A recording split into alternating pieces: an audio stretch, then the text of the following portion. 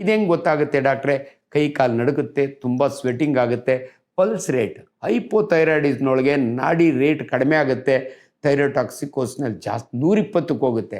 ಅವ್ರ ಹೃದಯ ಬಡ್ಕೊಳ್ಳೋದು ಅವ್ರಿಗೆ ಗೊತ್ತಾಗುತ್ತೆ. ಅದನ್ನು ನಾವು ಪ್ಯಾಲ್ಪಿಟೇಷನ್ ಅಂತೀವಿ. ಪಲ್ಸ್ ನೋಡಿದರೆ ಜಾಸ್ತಿ ಇರುತ್ತೆ 120. ಕೈ ಶೇಕ್ ಮಾಡಿದರೆ, ಇನ್ಫ್ಯಾಕ್ಟ್ ಇಂಗ್ಲೆಂಡ್ನೊಳಗೆ shake the hand and make the diagnosis. ಇಂಗ್ಲೆಂಡ್ನೊಳಗೆ ಕೋಲ್ಡ್ ಕಂಟ್ರಿ, ಯಾರ್ದಾದ್ರೂ ಕೈ ಶೇಕ್ ಹ್ಯಾಂಡ್ ಮಾಡಿದರೆ ಕೈ ಏನಾದರೂ ಬಿಸಿ ಇತ್ತು ಅಂದರೆ ಥೈರೋಟಾಕ್ಸಿಕೋಸಿಸ್ ಇರ್ಬೋದು ಅಂತ ಡಯಾಗ್ನೋಸ್ ಮಾಡೋರು. ಸೊ ನಾನು ಎಕ್ಸಾಕ್ಟ್ಲಿ ಆಪೋಸಿಟ್ ಫೀಚರ್ಸ್ ನಿಮ್ಗೆ ಹೇಳ್ತಾ ಇದ್ದೀನಿ. ಹೈಪೋ ಒಳಗೆ ವೆಯ್ಟ್ ಜಾಸ್ತಿ ಆಗುತ್ತೆ, ಹೈಪರ್ನೊಳಗೆ ವೆಯ್ಟ್ ಲಾಸೇ ಆಗುತ್ತೆ, ಅಂದರೆ ಸವ್ಕೊಂಡು ಹೋಗ್ತಾ ಇರ್ತಾರೆ. ಈಗ ಇನ್ನೊಂದು ಮಾತು ಹೇಳ್ಬಿಡ್ತೀನಿ. ನಮ್ಮ ಅಲೋಪತಿ ಒಳಗೆ 3 ಕಾಯಿಲೆ ಒಳಗೆ ತಿಂದು ಸವ್ಕೊಂಡು ಹೋಗೋದು. 1 ಥೈರೋಟಾಕ್ಸಿಕೋಸ್, 2 ಡಯಾಬಿಟಿಸ್ ಮೆಲಿಟಸ್, ಸಕ್ಕರೆ ಕಾಯಿಲೆ ಶುರುವಾದರೆ ತಿಂತಾನೆ ಇರ್ತಾರೆ, ವೆಯ್ಟ್ ಕಡಿಮೆ ಆಗುತ್ತೆ. 3ನೇದು HIV. ಸೊ ಅದ್ರ ಬಗ್ಗೆ ಥೈರೋಟಾಕ್ಸಿಕೋಸಿಸ್ನಲ್ಲಿ ಕಣ್ಣು ಪ್ರಾಮಿನೆಂಟ್ ಇರ್ತವೆ.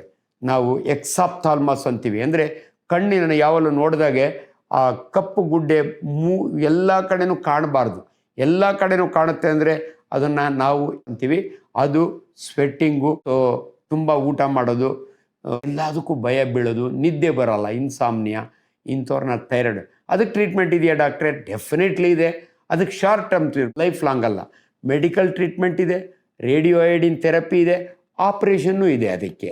ಸೊ ಕೆಲವರಿಗೆ ಥೈರಾಯ್ಡ್ ಗ್ಲ್ಯಾಂಡ್ ಎನ್ಲಾರ್ಜ್ ಆಗಿಬಿಡುತ್ತೆ. ಅದರೊಳಗೆ 2 ಹೇಳ್ತೀನಿ ನಿಮ್ಗೆ. ನೋಡೋಕೆ ಇಷ್ಟು ತಪ್ಪ ಕಾಣುತ್ತೆ, ಇಲ್ಲದ್ರೆ ಹೈಪೋ ಇರ್ಬೋದು, ಇಲ್ಲದ್ರೆ ಹೈಪರ್ ಇರ್ಬೋದು, ಇಲ್ಲದ್ರೆ ಥೈರಾಯ್ಡ್ ಅಂತೀವಿ ನಾವು. ಅಂದರೆ ಹಾರ್ಮೋನ್ ನಾರ್ಮಲ್ ಇದೆ, ಗ್ಲ್ಯಾಂಡ್ ಮಾತ್ರ ದೊಡ್ಡದಾಗಿದೆ. ಅದು ಮೆಡಿಕಲ್ ಕಾಲೇಜ್ ನಾವು ಡೀಟೇಲಾಗಿ ಟ್ರೀಟ್ ಮಾಡ್ತೀವಿ, ನಿಮ್ಗೆ ಅಷ್ಟು ಬೇಕಿಲ್ಲ. ಯಾವುದೇ ಆದರೂ ನಾಡಿಯಲ್ಲಿದ್ದರೆ, ಇಲ್ಲ ಡಾಕ್ಟ್ರೆ ನಾನು ಥೈರಾಯ್ಡ್ ಟೆಸ್ಟ್ ಮಾಡಿಸಿದ್ದೀನಿ ನಾರ್ಮಲ್ ಅಂತ ಕೊಟ್ಟಿದ್ದಾರೆ, ಆ ಡಾಕ್ಟ್ರ್ ನೋಡಿದರೆ ಆಪ್ರೇಷನ್ ಮಾಡಬೇಕು ಅಂತಾರೆ, ದಯವಿಟ್ಟು ಒಬ್ಬ ಸರ್ಜನ್ ಹೇಳ್ದಂಗೆ ನೀವು ಕೇಳಿ. ಅವ್ರಿಗೆ ನಾಲೆಡ್ಜ್ ಇರುತ್ತೆ. ಸುಮ್ಮನೆ ನಿಮ್ಮ ಥೈರಾಯ್ಡ್ ಕೇಳಲ್ಲ. 2 ಲೋಬ್ ಇರುತ್ತೆ, ಇದಿಷ್ಟು ತಪ್ಪಾಗಿರುತ್ತೆ, ಅದಕ್ಕೆ ಸಾಲಿಟರಿ ನಾಡ್ಯೂಲ್ ಅಂತೀವಿ ನಾವು. 2 ದೊಡ್ಡದಾಗಿ ಇಲ್ಲೊಂದು ಗಂಟು ಮಲ್ಟಿ ನಾಡ್ಯುಲರ್ ಗಾಯ್ಟ್ರ್ ಅಂತೀವಿ. ಅದಕ್ಕೆ ನಾವು ಸರ್ಜರಿ ಮಾಡ್ತೀವಿ, ಸಬ್ ಟೋಟಲ್ ಥೈರಾಯ್ಡೆಕ್ಟಮಿ ಅಥವಾ ಹೆಮಿಥೈರಾಯ್ಡೆಕ್ಟಮಿ ಅಂತ. ಅದೆಲ್ಲ ನಿಮಗೆ ಡೀಟೇಲ್ಸ್ ಬೇಕಿಲ್ಲ. ನಾನು 3 ಕಂಡೀಷನ್, ಇನ್ನು 4ನೇದೊಂದು ಮಾಡಿ ನಿಲ್ಲಿಸ್ತೀನಿ ನಾನು. ಕ್ಯಾನ್ಸರ್ ಮನುಷ್ಯನ ದೇಹದಲ್ಲಿ ಎಲ್ಲಿ ಬೇಕಾದರೂ ಆಗ್ಬೋದು. ಥೈರಾಯ್ಡ್ನ ಕ್ಯಾನ್ಸರ್ ಆಗುತ್ತಾ ಡಾಕ್ಟರ್? 3 ಥರ ಕ್ಯಾನ್ಸರ್ ಆಗುತ್ತೆ. Follicular cancer, papillary cancer, anaplastic cancer. ಇದು ಹೆಂಗೆ ಗೊತ್ತಾಗುತ್ತೆ ಡಾಕ್ಟ್ರೆ? ನನಗೆ ಗೊತ್ತಾಗುತ್ತೆ, ಯಾಕಂದರೆ I am a qualified doctor. ನೀವು ನನ್ನ ಹತ್ರ ಬಂದರೆ ನಿಮ್ಮ ಥೈರಾಯ್ಡ್ನ ಎಕ್ಸಾಮ್ ಮಾಡಿದಾಗೆ ನನಗೆ ಡೌಟ್ ಬರುತ್ತೆ.